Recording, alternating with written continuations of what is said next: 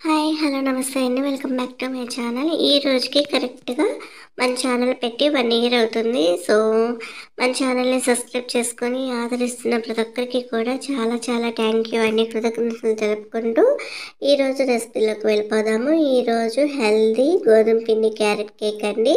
ముందుగా దీనికోసం ఒక మిక్సీ జార్ తీసుకొని ఒక గ్లాస్ కొలత పెట్టుకుందాం. అన్నీ ఒకే దాంతో మెజరింగ్ చేసుకోవాలి. మిక్సీ జార్ తీసుకొని ఒక గ్లాస్ ఎగ్స్ వేసుకుందాము. అలానే ఒక గ్లాస్ షుగర్ వేసుకుందాము. ఒక గ్లాసు నెయ్యి వేసుకుందాము.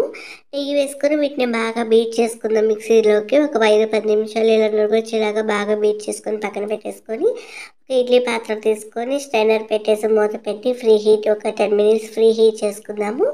ఇప్పుడు అదే కప్తో ఒక గ్లాసు గోధుమ పిండి కూడా వేసుకొని బాగా ఇలా మిక్సీలో వేసుకొని బాగా బీట్ చేసుకుందాం. ఇప్పుడు కేక్ టిన్ తీసుకుందాము.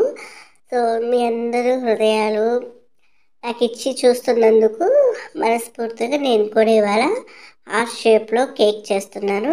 ఈ కేక్ టిన్కి కొంచెం నెయ్యి అప్లై చేసేసుకొని తర్వాత గోధుమ పిండి డస్టింగ్ చేసుకుందాము. మనం మిక్సీ పెట్టుకున్న ఈ కేక్ టిన్ని ఒక బౌల్లోకి వేసుకొని 1 టీ స్పూను బేకింగ్ పౌడర్ వేసుకొని ఒక గ్లాస్ క్యారెట్ తురుము కూడా వేసుకొని బీటర్తో ఇదంతా కలిసేలాగా బాగా కలుపుకుందాము.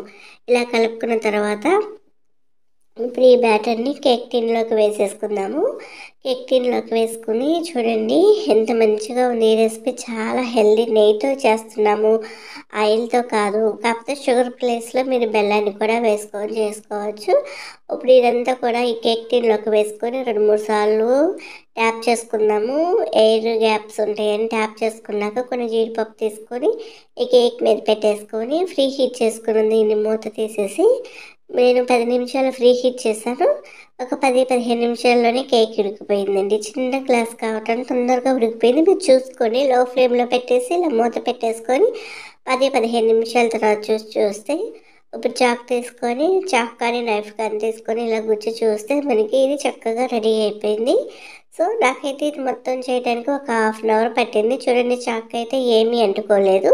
ఇప్పుడు ఇడ్లీ స్టాండ్లో నుంచి ఇది తీసేసుకొని చల్లారిన తర్వాత చుట్టూ ఎడ్జెస్ని ఇలా కలిపేసుకొని ఒక ప్లేట్ పెట్టేసుకొని దీన్ని ఉల్టా చేసేస్తే చక్కగా ఊడొచ్చేసిందండి. చూడండి ఎంతో టేస్టీగా ఉండే గోధుమ పిండి క్యారెట్ కేక్ అనేది మనకి రెడీ అయిపోయింది.